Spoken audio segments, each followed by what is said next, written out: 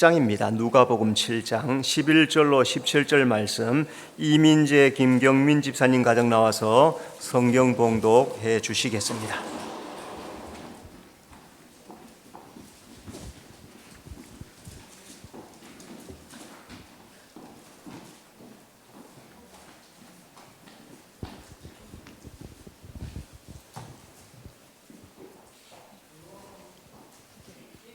그 후 예수께서 나인이란 성으로 가실새 제자와 많은 무리가 동행하더니 성문에 가까이 이를 때에 사람들이 한 죽은 자를 메고 나오니 이는 한 어머니의 독자요 그의 어머니는 과부라. 그의 많은 사람도 그와 함께 나오거늘 주께서 과부를 보시고 불쌍히 여기사 울지 말라 하시고 가까이 가서 그 관에 손을 대시니 면자들이 서는지라. 예수께서 이르시되 청년아 내가 내게 말하노니 일어나라 하시매 죽었던 자가 일어나 앉고 말하거늘 예수께서 그를 어머니께 주시니 모든 사람이 두려워하며 하나님께 영광을 돌려 이르되 큰 선지자가 우리 가운데 일어나셨다 하고 또 하나님께서 자기 백성을 도우셨다 하더라. 예수께 대한 이 소문이 온 유대와 사방에 두루 퍼지니라. 아멘. 네, 감사합니다. 우리 격려의 박수 한번 하십시다. 자, 이 시간에는 우리 중고등부 입교식이 있겠습니다. 자, 성함을 호명할 때 예라고 대답하고 자리에서 일어나 주시기를 바랍니다. 신은빈, 자, 마스크 다 벗으세요. 두 사람은. 예. 입교자들은 마스크 벗으세요. 또 이서현, 최인규. 예. 자, 오른손을 들어서 경건한 마음으로 서약해 주시기 바라고 엄숙한 마음으로 예라고 대답을 해 주시기 바랍니다. 여러분은 유아 세례를 받을 때 부모님이 대신하였던 신앙 고백과 서약을 이제는 장성하였으니 자기 것으로 확신합니까?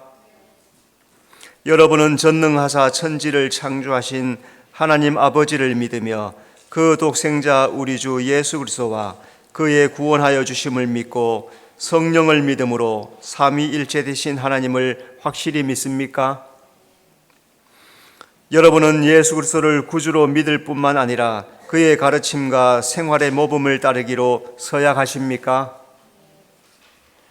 여러분은 교인으로서의 의무와 권리를 바르게 행사하며 교회의 관할과 치리를 복종하고 교회의 덕을 세우는 데 힘쓰기로 서약합니까?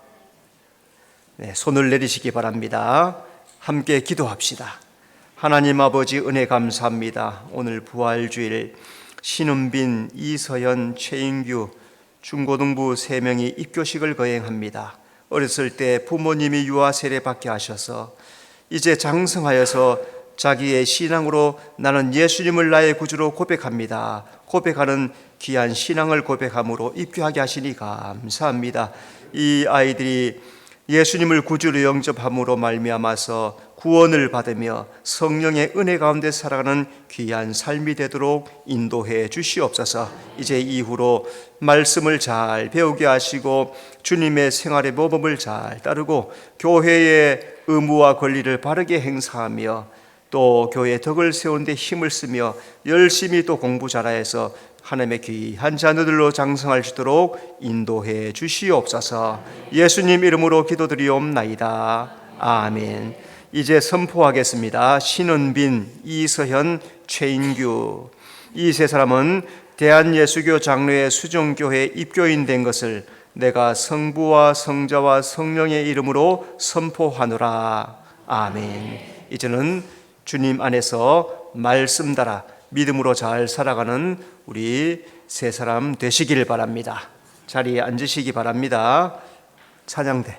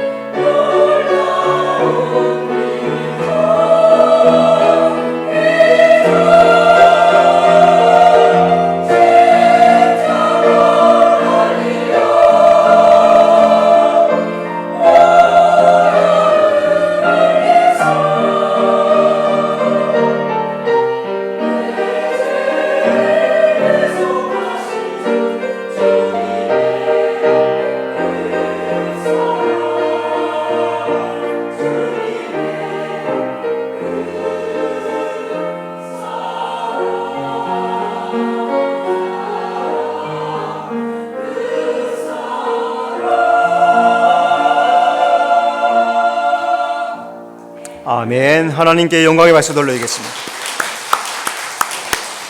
자, 서로 인사합시다. 잘 오셨습니다.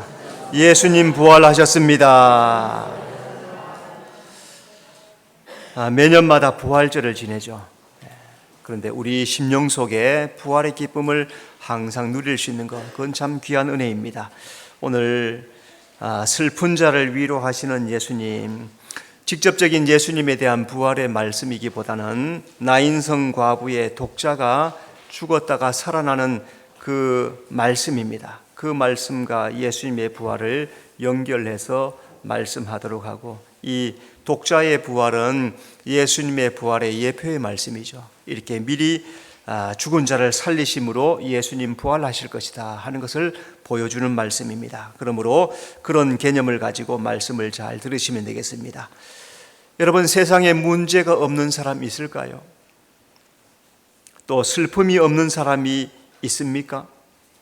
모든 사람은 각자 자기 문제를 가지고 또 힘들게 때론 인내하면서 믿음으로 살아갑니다. 놀라운 것은 이 세상의 모든 슬픔과 문제들은 예수님을 만날 때 해결된다는 사실입니다. 오늘 예배하는 우리 모든 성도들이 예수님을 만나시고 모든 슬픈 문제, 아픈 문제를 해결받는 시간이 되시기를 바랍니다. 예수님 나인성에서 만난 한 과부가 어떤 사람일까? 자, 이 여인은 나인이라는 성에 살고 있는 과부였습니다. 11절, 그 후에 예수께서 나인이란 성에 가실새. 나인이라고 하는 뜻은 즐거움이란 뜻이에요. 나인의 원래 뜻은 즐겁다 하는 그런 뜻입니다. 그런데 이 나인성, 즐거움이 있어야 될 일이 나인성에 슬픔을 당한 여인의 삶이 기록되어 있습니다. 죽은 자를 메고 가는 거예요. 이 세상을 사는 인간의 슬픔을 상징하는 겁니다. 오늘 하나님께서는 우리에게 낙원이라고 하는 기쁨을 주셨죠. 낙원, 파라다이스, 즐거움, 기쁨, 행복을 주셨어요.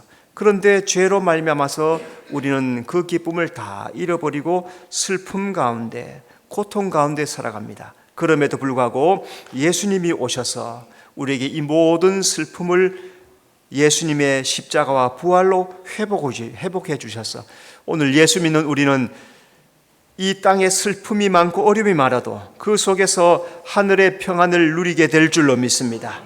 이 여인은 남편을 잃은 가난한 과부였습니다. 12절, 그의 어머니는 과부라.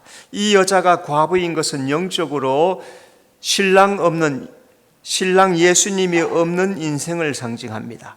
당시에 남편 없는 여인은 생활이 매우 힘들었습니다. 가난한 인생을 말하는 거예요. 가난하다는 것은 예수님이 없는 영적인 텅 빈 인생을 의미한다는 거죠. 그리고 오늘도 마찬가지예요. 예수님이 없으면, 예수님은 우리의 영적 신랑이에요. 우리 남자들에게도 신랑 예수님이고 여자들에게도 신랑 예수님. 그래서 그 신랑 대신 예수님이 없으면 그 사람은 가난한 사람이에요. 예수님이 없는 사람은 가난한 사람이에요. 예수님이 있어야 부유한 사람이에요. 이 세상에 물질이 아무리 많아도 그 물질로 부유한 게 아닙니다. 세상 땅덩어리를 다 가지고 있다 해도 그 사람이 부자가 아니에요. 예수님을 가지고 있는 사람이 부자인 줄로 믿습니다.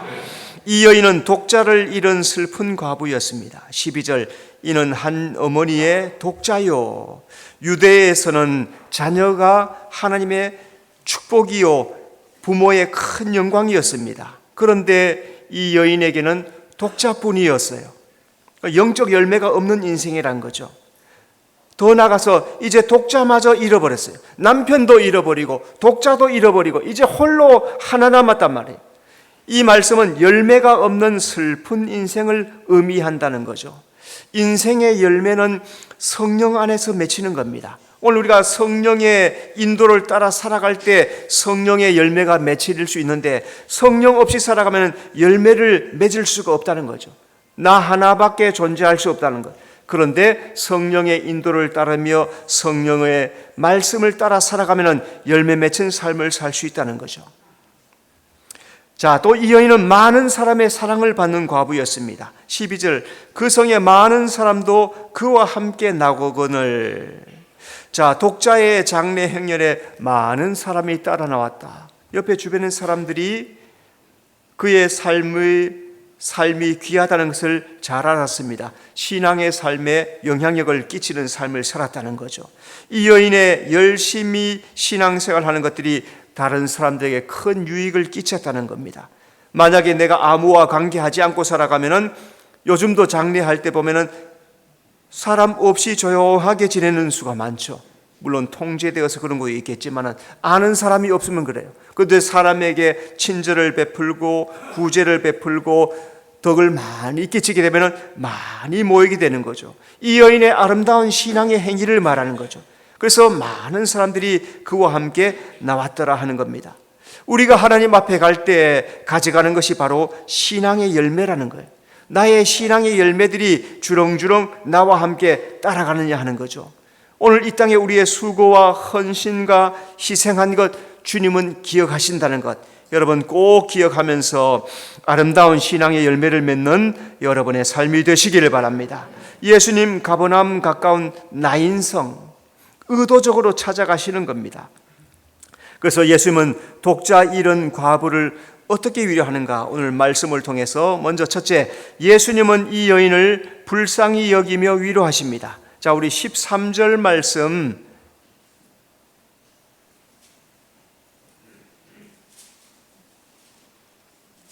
자, 13절 말씀을 한번 읽어봅시다. 13절 시작. 주께서 과부를 보시고 불쌍히 여기사 울지 말라 하시고. 자, 그러면 예수님은 어떻게 불쌍히 여기셨는가? 예수님은 가난한 여인을 불쌍히 여기며 위로하십니다. 13절 주께서 과부를 보시고. 자, 당시에 유대인들은 남편이 가정의 모든 경제를 가지고 있습니다. 나가서 돈 벌어서 가정의 생계를 책임지는 것, 지금도 대체로 그렇지만은 요즘은 이제 여성들도 일을 많이 해서 서로 책임을 지지만 이때만 해도 모든 경제권이 남편에게 있었단 말이죠. 그런데 이 남편이 죽어버리면은 그 가정의 경제가 매우 어렵게 되고 결국에는 가난하게 되고 맙니다.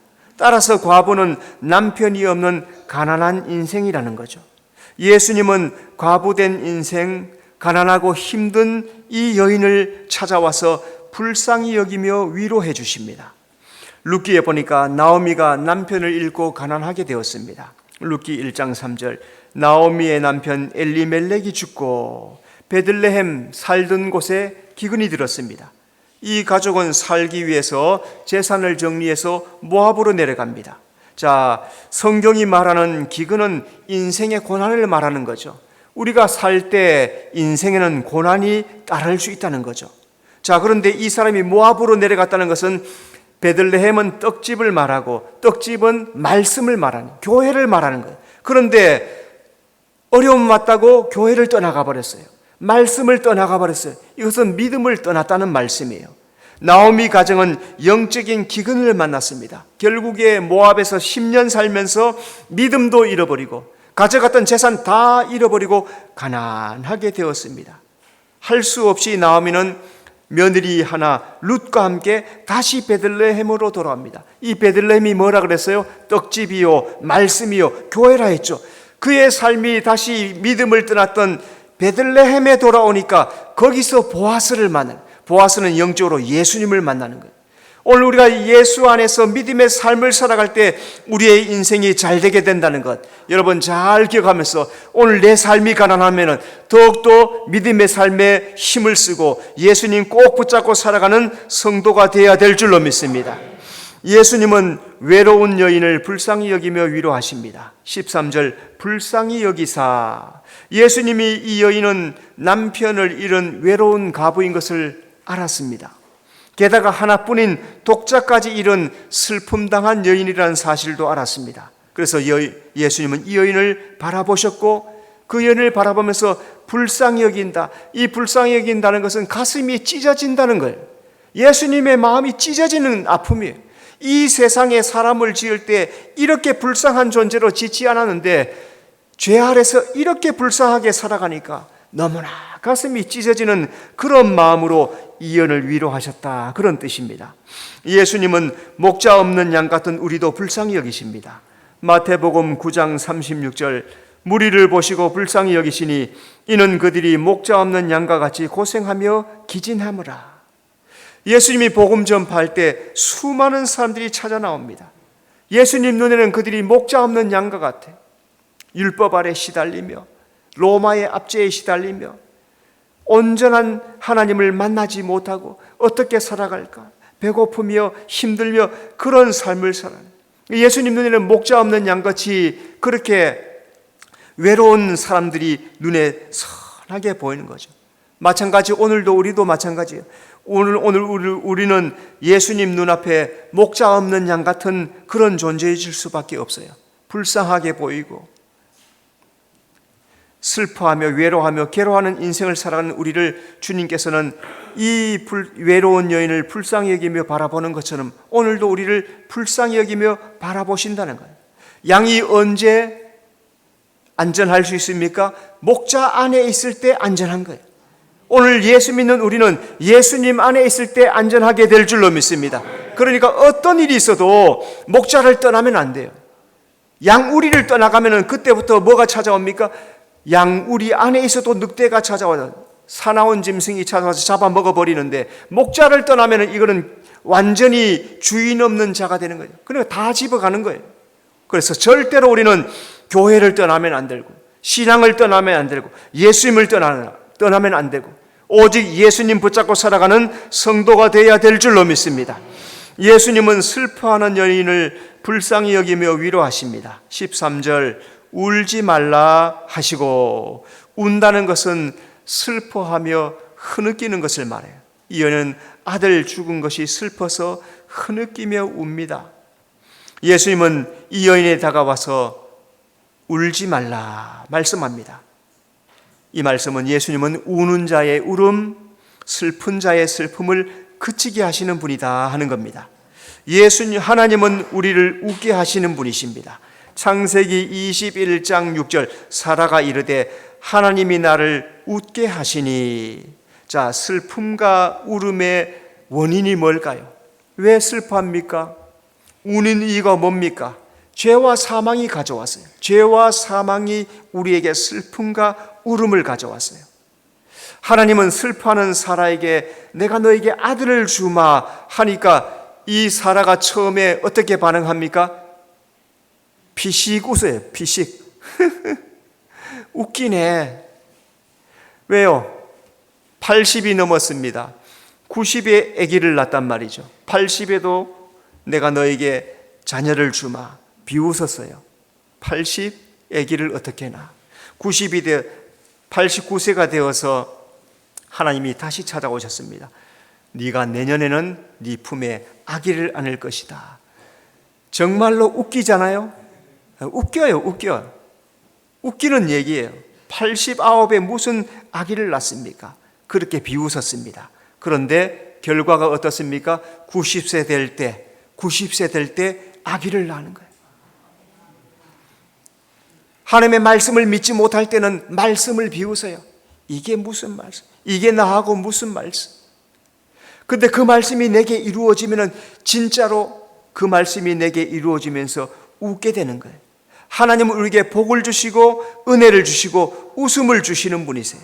여러분 혹시 슬픈 일을 만났습니까? 내게 큰 어려움을 만났습니까? 하나님 앞에 나오면 슬픔을 그치게 하시고 웃게 해 주실 줄로 믿습니다. 두 번째, 예수님은 이 여인에게 부활의 소망을 주며 위로하십니다. 14절, 예수께서 이르시되 청년아 내가 내게 말하노니 일어나라 하시매. 자, 예수님은 어떤 소망을 주시는가? 예수님은 율법을 초월하는 소망으로 위로하십니다. 14절, 가까이 가서 그 관에 손을 대시니. 예수님이 여인에게 다가오셔서 놀라운 일을 행하십니다. 예수님이 죽은 자의 관에 손을 대고 가는 길을 멈추게 하세요. 자, 그런데 문제가 생겼습니다. 율법에는 죽은 자의 관을 손을 대면은 부정하게 돼요. 절대로 관 근처에도 가지 않아요. 심지어는 제사장들은 자기 가족들이 죽어도 근처에 가지 않아요. 왜요? 부정하면 안 되니까. 하나님 앞에 제사해야 되기 때문에 제사 드려야 하는 자는 자기 부모, 자녀, 아내 죽어도 가까이 못하는 거예요. 하나님 앞에 예배해야 되기 때문에. 그런데 예수님은 이런 행동을 하는 거예요. 이 행동은 율법을 초월하는 놀라운 사랑의 손길이란 겁니다. 예수님은 안식일에도 병자를 고치십니다. 누가복음 6장 10절 내 손을 내밀라 하시니 그가 그리하매 그 손이 회복된지라. 바리새인들이 안식일에 예수님 시험하려고 병자를 데려왔어요. 왜? 날마다 이삭도 뜯어먹고 안식일에 병든 자 고치니까 이제는 확실하게 걸어 넣으려고 병자를 데려놓았습니다. 이게 율법에 어긋난단 말이에요. 그래서 이 사람에게 예수님께서 오른손을 내밀라. 오른손이, 이 사람의 오른손이 말랐단 말이죠. 그리고 오랫동안 고생했던 사람이에요. 근데 예수님께서는 병자를 데리고 앞에 나오니까 내 손을 내밀라 말씀하는 거예요. 근데 이날이 안식일이란 말이에요. 그런데도 예수님은 안식일에 고치시는 거예요. 예수님은 율법을 초월하는 진실한 사랑으로 우리에게 소망을 주신다는 거예요. 주님께서는 우리에게 거치는 것이 없단 말이에요. 하나님은 우리에게 어떤 상황, 어떤 형편, 어떤 조건에서도 우리의 삶에 간섭하신단 말씀이죠. 여러분, 기적은 하나님의 권능이에요. 믿음으로 기도할 때 오늘도 우리의 질병도 치료해 주시고 문제도 해결해 주시고 오늘 우리에게 기적도 일어나게 해 주실 줄로 믿습니다. 예수님은 사망 권세를 깨트리는 소망으로 위로하십니다. 14절 청년아 내가 내게 말하노니 일어나라 하시매. 예수님은 슬피 울며 지나가는 죽은 자의 관을 붙들고 멈추게 하십니다. 그리고 죽어 누워있는 이 청년을 향하여서 청년아 일어나라 하니까 말씀을 들은 이 청년이 벌떡 살아서 일어나는 거예요. 예수님은 이 과부에게 사망 권세를 깨트리고 부활의 소망을 주십니다. 예수님은 십자가에서 사망 권세를 깨트리고 부활로 말미암아서 첫 열매가 되십니다. 고린도전서 15장 20절 그리스도께서 죽은 자 가운데서 다시 살아나서 잠자는 자들의 첫 열매가 되셨도다. 예수님께서 이 땅에 오신 목적은 죄와 사망을 깨트리기 위함이에요. 그래서 사탄 마귀가 죄와 사망으로 사람들을 종삼고 고통스럽게 하는 거예요. 죄와 죽음으로 사탄 마귀가 이 무기를 붙잡고 죄로서 사망으로서 그래서 자꾸 아파요. 몸이 자꾸 아픕니다.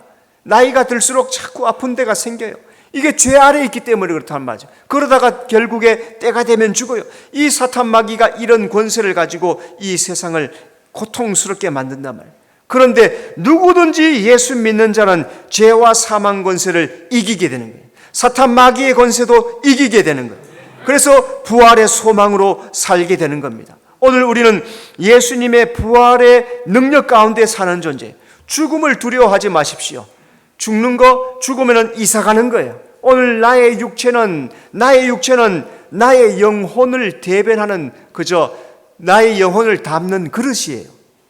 참나는 이 육체가 아니에요. 내 외모, 이 모습 그대로 내 모습을 가지겠지만은 그러나 이 육체는 참나가 아니에요. 나의 영과 혼을 담은 이것을 표현하기 위한 존재일 뿐이에요. 세상에 사는 동안에만 있는 거예요. 참나는 이 육체 속에 있는 영과 혼이란 말이에요. 이 영과 혼이 부활을 맞이하여서 주님의 나라에 이르게 되는 놀라운 축복을 얻는다는 사실을 기억하면서 예수님께서 이루시는 사망 권세를 이루시고 부활의 첫 열매가 되신 것처럼 우리도 부활에 참여하게 될 줄로 믿습니다. 예수님은 죽은 자를 살리는 소망으로 위로하십니다. 15절 죽었던 자가 일어나 앉고 말도 하거늘. 예수님께서 청년에게 일어나라 하니까 죽었던 자가 벌떡 일어나요. 그리고 앉아서 말도 해요. 예수님은 이 과부에게 죽은 자를 살려서 아들을 돌려주십니다. 그러므로서 그들에게 부활의 소망을 심어주십니다. 예수님이 공중 휴거하시면 산자와 죽은 자와 산자는 변하게 될 것입니다. 고린도전서 15장 52절 나팔 소리가 나매 죽은 자들이 썩지 아니할 것으로 다시 살아나고 우리도 변화되리라. 성도의 최고의 소망이 뭘까요? 여러분, 지금 우리 예수 믿는 우리에게 최고의 소망은 뭡니까? 그것은 죽음을 이기고 다시 부활하는 것. 죽음을 이기고 부활하는 것. 그게 우리의 최고의 소망이에요. 중국의 진시황이 불로초를 구하게 했습니다. 불로초 구했어요? 못 구했어요? 죽었는 거 보니까 못 구했어요. 불로, 늙지 않는다. 늙지 않는 약초를 구해와라. 그래서 우리나라까지 왔죠. 제주도까지 갔죠. 그런데 못 구했어요. 결국에 진시황 죽고 말았죠. 왜 죽습니까? 이 땅에서는 누구나 죽는단 말이에요. 그런데 예수 안에서는 새 생명을 얻는단 말이에요. 예수 안에서 영생에 참여하는 자가 되는 거예요. 그리고 주의 오심을 기다리는 자에게는 의의 면류관을 주신다고 우리에게 약속을 해주셨단 말이죠. 그리고 오늘 우리는 부활의 소망 가운데 살아가는 거예요. 오늘 날마다 부활의 소망을 기대하면서 다시 오실 주님을 기다리는 자는 의의 면류관을 주신다는 이 약속을 말씀을 통해서 약속의 말씀을 꼭 붙잡고 살아가면은 때가 되면은 주의 부활에 참여하는 자가 될 줄로 믿습니다. 세 번째, 예수님은 이 여인에게 구원자이심을 나타내며 위로하십니다. 자, 어떻게 구원자이심을 나타내십니까? 예수님은 사망을 정복한 구원자로 위로하십니다. 16절, 모든 사람이 두려워하며, 예수님은 죽은 청년을 살리자 모든 사람이 갑자기 다 두려워해요. 죽은 사가 살아나는 거 하나님 외에는 할 수 없단 말이죠.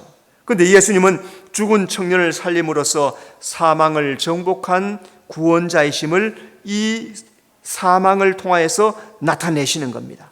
예수님은 부활하심으로 사망과 음부의 열쇠를 가지십니다. 요한계시록 1장 18절, 이제 세세토록 살아있어 사망과 음부의 열쇠를 가졌노니. 사탄 마귀는 죄와 사망으로서 세상을 다스리고 지배했습니다. 근데 예수님께서 오셔서 십자가와 부활로 사탄 마귀 권세를 깨트리시고 사망과 음부의 열쇠를 빼앗으셨습니다. 그래서 예수 믿는 자에게는 사망을 정복하게 된다는 거예요. 예수 안에서 죽음에서 넘어서 부활에 참여하는 축복을 얻게 된다는 거죠. 그래서 오늘 예수 믿는 우리는 사망을 이기고 부활에 참여하는 자가 되게 된 줄로 믿습니다. 예수님은 생명을 주는 구원자로 위로하십니다. 16절, 큰 선지자가 우리 가운데 일어나셨다 하고, 사람들이 예수님이 죽은 청년을 살리는 걸 보고 야, 큰 선지자다 이렇게 생각했어요. 죽은 자를 살리는 것은 엘리야 같은 큰 선지자라야만 가능하다는 거죠. 예수님은 죽은 청년을 살리심으로 생명을 주는 구원자이심을 나타내십니다. 예수님은 죽은 자를 살리심으로 새 생명을 주십니다. 로마서 8장 29절, 그 아들의 형상을 본받게 하기 위하여. 생명은 영혼의 구원을 받아서 하나님의 형상을 회복하는 게 생명이에요. 오늘 그래서 이 세상에서 예수 믿는 사람은 영혼이 구원을 받고 하나님의 형상을 회복한 존재가 되었습니다. 사탄 마귀에게 빼앗겨 버렸던 이 생명을 예수님께서 십자가와 부활로 다시 회복을 시켜 놓으셨어요. 그래서 예수 믿는 자는 새 생명을 얻는 자가 되었단 말이죠. 그래서 예수님은 오늘 우리 믿는 자에게 새 생명을 주는 구원자이심을 우리에게 말씀해 주십니다. 자, 또 한 가지는 예수님은 자기 백성을 돌보는 구원자로 위로하십니다. 16절, 또 하나님께서 자기 백성을 돌보셨다 하더라. 사람들은 죽은 청년이 살아난 것을 보고 하나님이 자기 백성을 돌보셨다고 기뻐합니다. 하나님이 죽은 자를 다시 살리기 위해서 예수님을 세상에 보내셨어요. 그 예수님은 죽은 청년을 살려내십니다. 그러므로서 우리에게 부활이 있다, 내가 너희를 돌본다, 내가 구원자다 선포하시는 겁니다. 예수님은 죽은 자를 살리시고 자기 백성을 돌보십니다. 시편 95편 7절, 우리는 그가 기르시는 백성이며 그의 손이 돌보시는 양이기 때문이라. 하나님은 사람을 창조하시고 하나님의 영광과 나라를 이루려고 계획하셨습니다. 하나님은 죄 아래 팔려버린 자를 버려두지 않으시고 또 예수님을 보내서 우리를 구원해 주십니다. 그 구원자 예수님이 이 땅에 오셨고 그 예수님을 믿는 자는 그 하나님의 돌보심 아래 들어가게 되는 거죠. 예수님의 안에 속한 자는 하나님 안에 돌보심을 받는 사실, 여러분, 이 약속의 말씀을 꼭 붙잡고 나는 하나님이 돌봐주실 줄로 믿습니다. 믿음으로 살아가는 성도가 되시기를 바랍니다. 예수님은 죽은 아들을 살려서 나인성 과부의 슬픔을 위로하십니다. 마찬가지로 오늘도 예수님은 우리를 불쌍히 여기시고 오늘 우리에게 부활의 소망을 주시고 구원으로 위로하신 그 구원의 은혜를 마음 가득히 받아들이며 부활의 소망과 구원의 기쁨으로 살아가는 여러분의 삶이 되시길 바랍니다. 기도하겠습니다. 주님, 은혜 감사합니다. 오늘 부활의 기쁨을 나인성 과부의 아들을 살려주심을 통해서 보게 하시니 감사드립니다. 그 죽은 자가 살아남으로 말미암아서 예수님이 구원하시고 부활하심을 우리에게 분명히 보여주신 줄로 믿사오니 이 아침에 부활의 소망 가지고 살아가는 우리 모든 성도가 되도록 인도해 주시옵소서. 예수님 이름으로 기도드리옵나이다. 아멘.